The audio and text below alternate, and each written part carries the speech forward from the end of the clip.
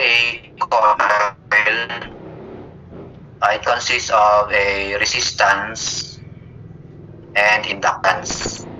Okay, so this will be R and L. So if it is connected to a 150 volt DC, okay, what will happen?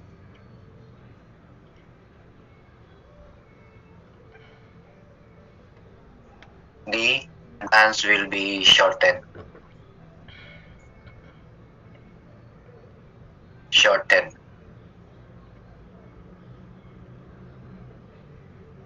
So this is 150 volt DC.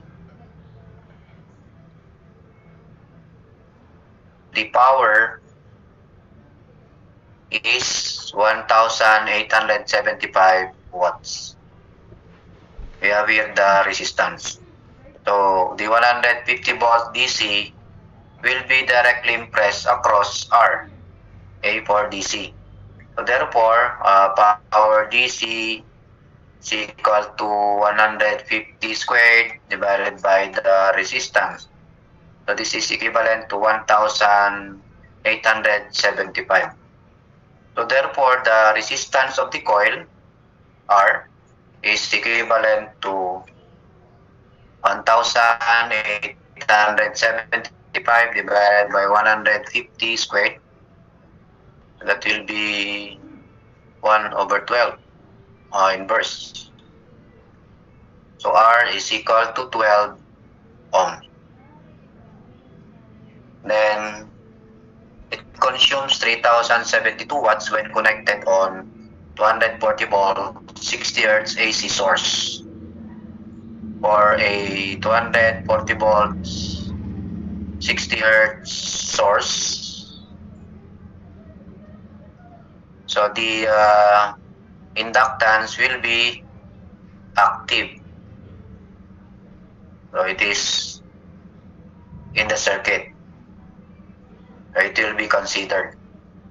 But the resistance, it will be assumed as constant of 12.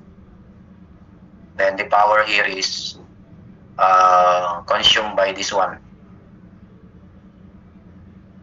3,072. So what will be the value of L? Okay. So this is 240 volts 60 Hz. Okay, so we have here IAC. So IAC, RMS. So ito yung i-multiply dito, squared, para makuha natin ito. IAC squared times R. So therefore, the current I is equal to 3,072/12. Then you take the square root. So 3,072 divided by 12. Then you take the square root, 16 amperes. So if the current is 16 amperes, so we need to know the impedance. The impedance of the circuit that consists R and XL will be 240 volts, the voltage, divided by the current, 16 amperes. So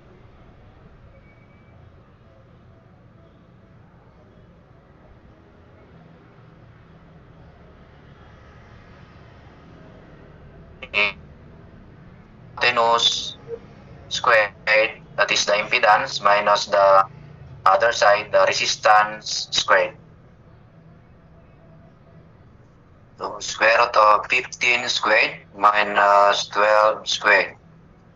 That will be 9 ohms.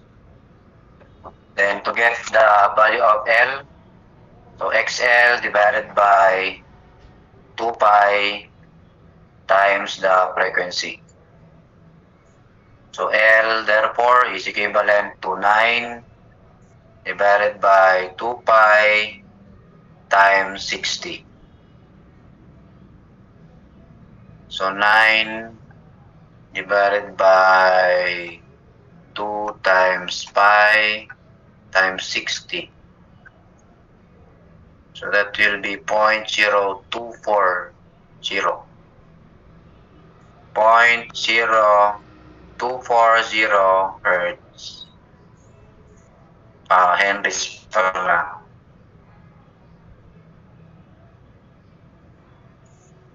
Okay.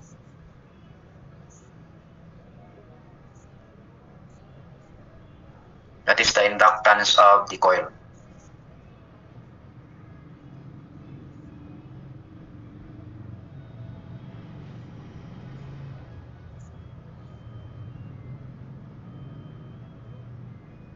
Next, in a laboratory experiment, the impedance of a coil was obtained at 60 Hz and 30 Hz. These are 75.48 ohms and 57.44 ohms, respectively. What is the inductance of the coil?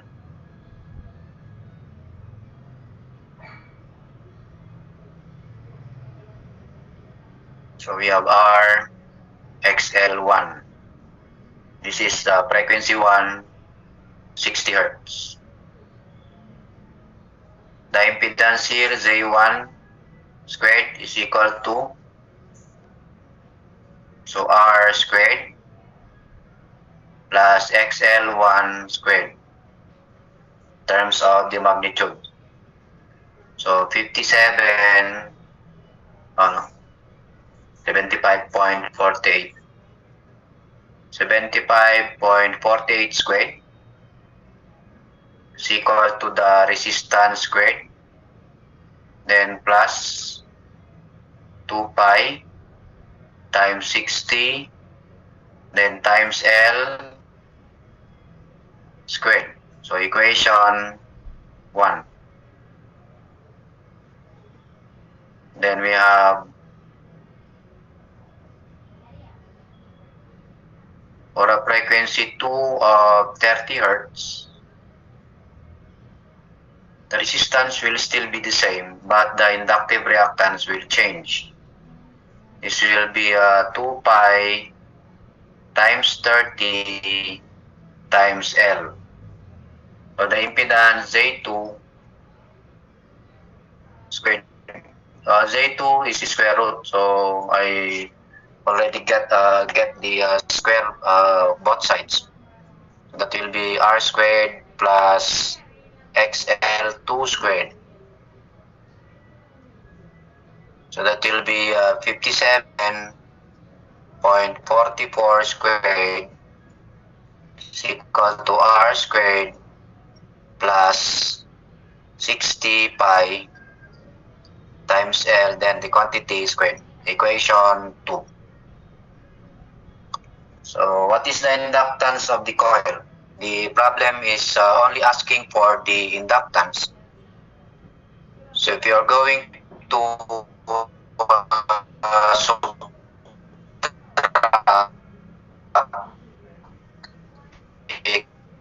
equation 1 minus equation 2, so that is 1 minus 2, and in the other equation, 75.48 squared minus 57.44 squared is equal to R squared minus R squared will be cancelled.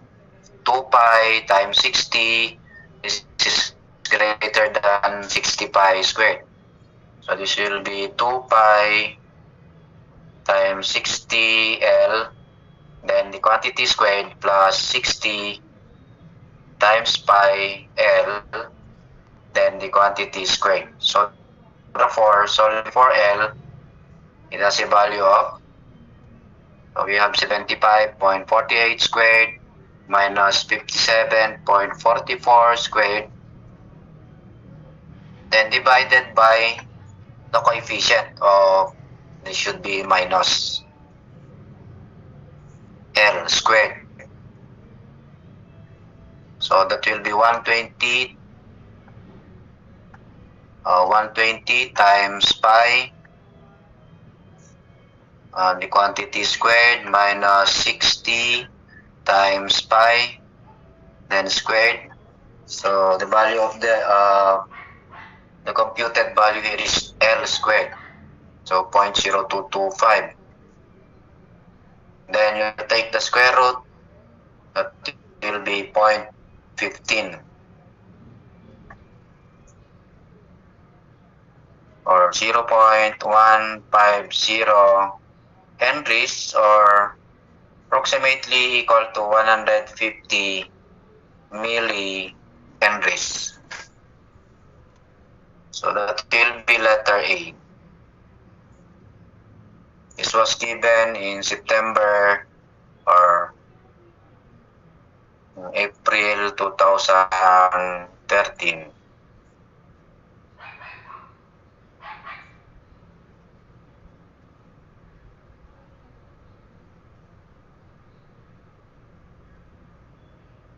Is 32.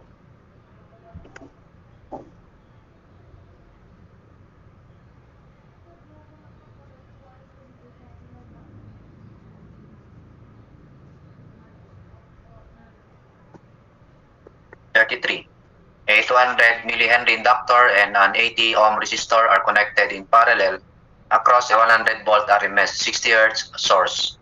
By what angle does the total current lead or lag behind the voltage? So an inductor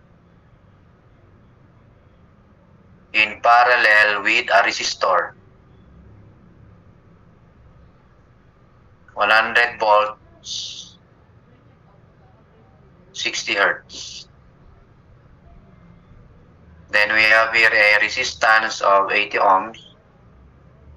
Then we have inductance. Okay, so XL will be J 2 pi times the frequency times L. Okay, so our aim here is to get the parallel combination of XL and R. Then after that, the resulting angle there will be the angle between the voltage and the current. So XL is positive, take note of that. Positive J times 2 pi times the frequency 60 times L times 200 milli. That will be J 2 times 60 times 200 exponent negative 3. So that will be J 24 pi. If you are going to get the parallel combination, this will be the Z total is equal to XL in polar form or rectangular form in parallel with R. So do we get the parallel combination? XL is J 24 pi, then quantity inverse plus the resistance 80 inverse, then close parenthesis inverse, then shift to 3 equals to muna, then shift to 3. The mode is in degree, so tingnan natin kung ano yung, of course, we have the elements involved are inductor and resistor. So of course, there is no chance that the power factor will become leading. So it will be lagging. So we have 24 pi times J, then inverse plus 80 inverse, then the quantity inverse, then shift to 3. The result will be ito. Okay.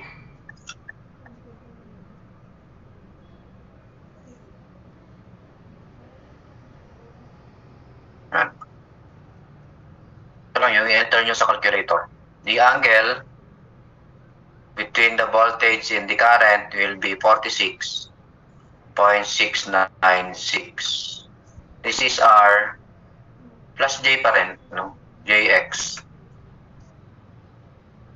So the angle will be 46.696. This is lagging. Kasi inductor.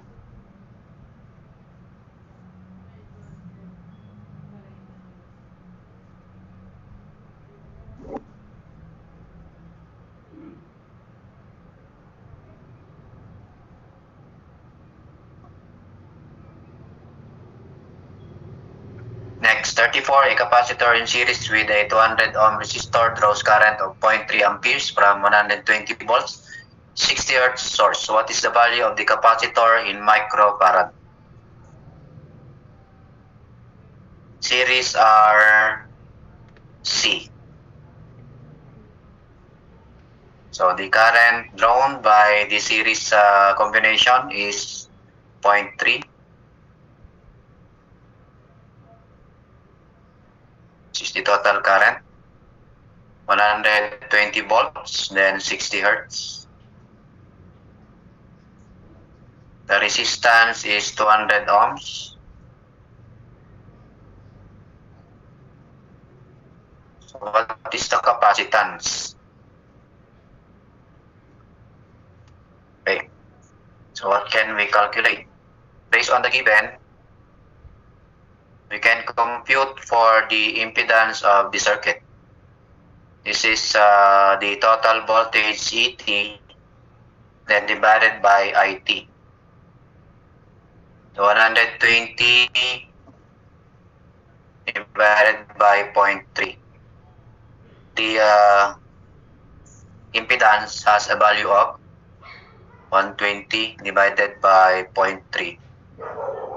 So 400.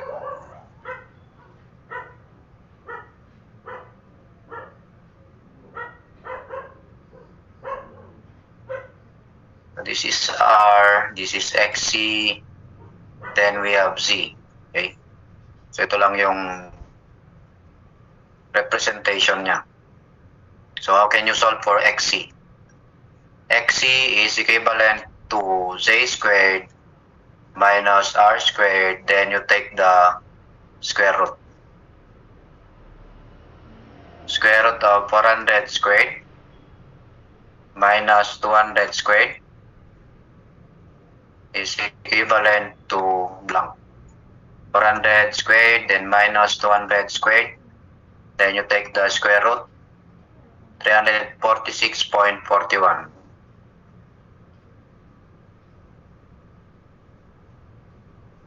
Then what will be the value of the capacitance in microfarad? Take note that XC is equivalent to 1 over 2 pi times the frequency times the capacitance. So therefore, C is equivalent to 1 over 2 pi times the frequency. You interchange the location or position of XC and C. Cross multiply. Okay? 2 pi times the frequency 60 times the solved value of XC 346.41. So the value of the capacitance is equivalent to 1 over 2 times pi times 60 times 346.41. So that will be 7.7. Approximately 7.7 microfarads. So may series capacitor. So halo-halo na. May parallel combination. So dito nyo na magagamit yung mga triangles. So 35, a series circuit consisting of 66.4 microfarad and a variable resistor. For what two values of resistance will the power taken by the circuit be? 172.8 watts if the impressed 60 cycle EMF is 120 volts.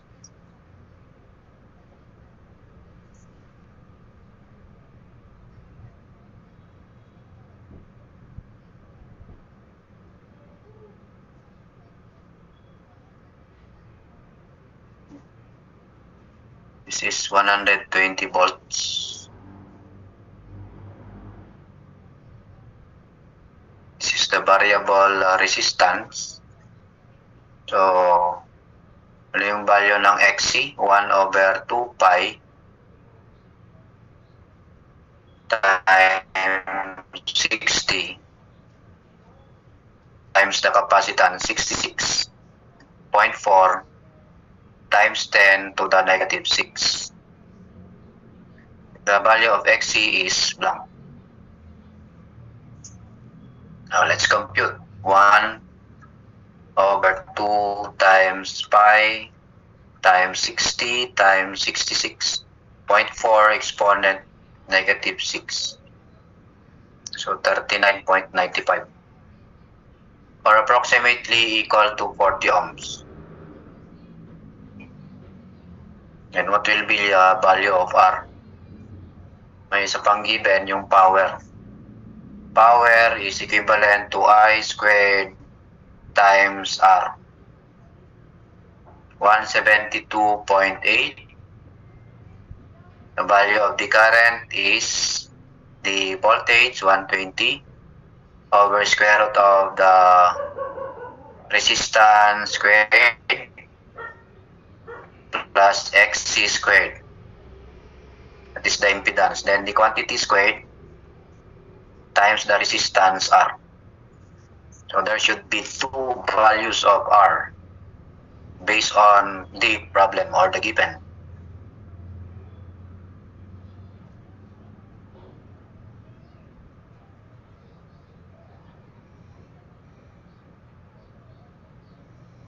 So the resulting is square natin, cross multiply 172.8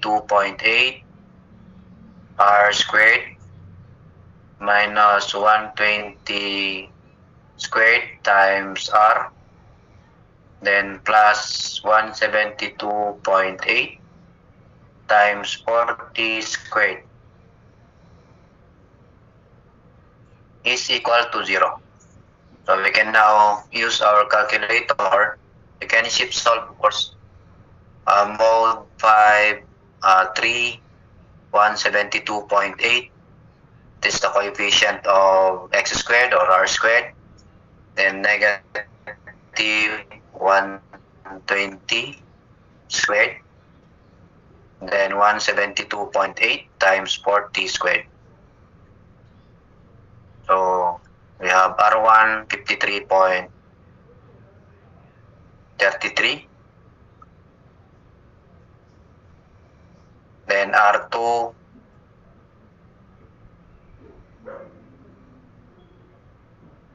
is equal to 30.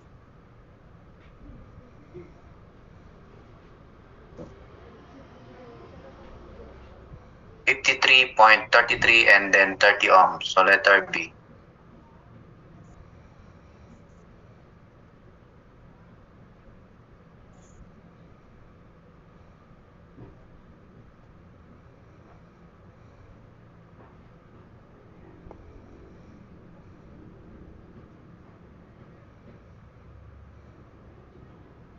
Next, which is not 180 degrees apart. So yung XL, IC, no? Yung XL kasi J siya, nandito siya. JXL. Positive siya, di ba? Then, ito kasi, ito yung positive J, nandito yung negative J. XL, positive J yan. IC, negative IC. No, positive. So, nandito din yung IC. Then, XC. Yung XC nandito. Yung IC o IL nasa baba. Which is not 180 degrees apart. XL and IC. So, yan. So, parehas yung direction nila. So, the answer will be XL and IC. XC, IC, they are 180 degrees. IL, IC, 180 degrees. XC and XL, they are 180 degrees. Okay? So the correct answer will be XL and IC. 37. A series RLC circuit has elements R 50 ohms, L 8 millihenries, and C 2.22 microfarads. So what is the equivalent? Impedance. What is the equivalent impedance of the circuit if the frequency is 796 Hertz?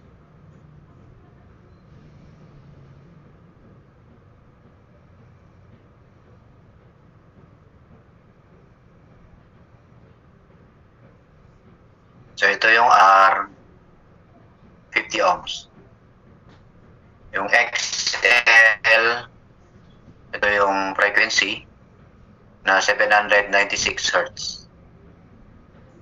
So yung XL, 2 pi times the frequency times L. So this is J.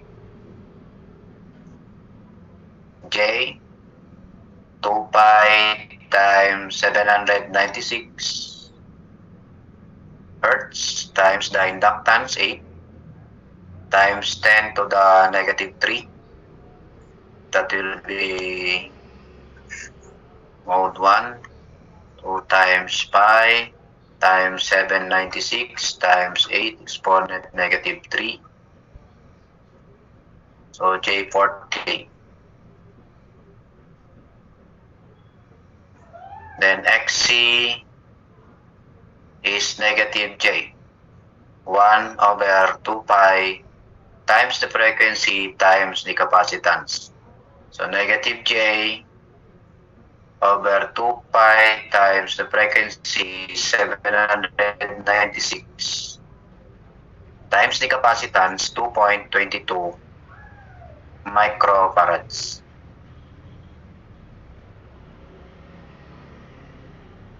It will be negative J 1 divided by 2 times pi times 796 times 2.22 exponent negative 6.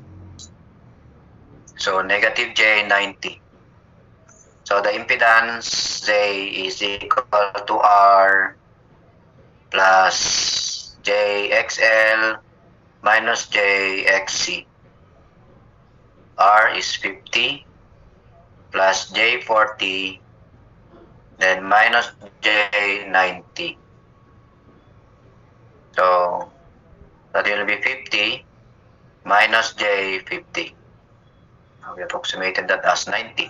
So this will be the answer, 50 minus J50.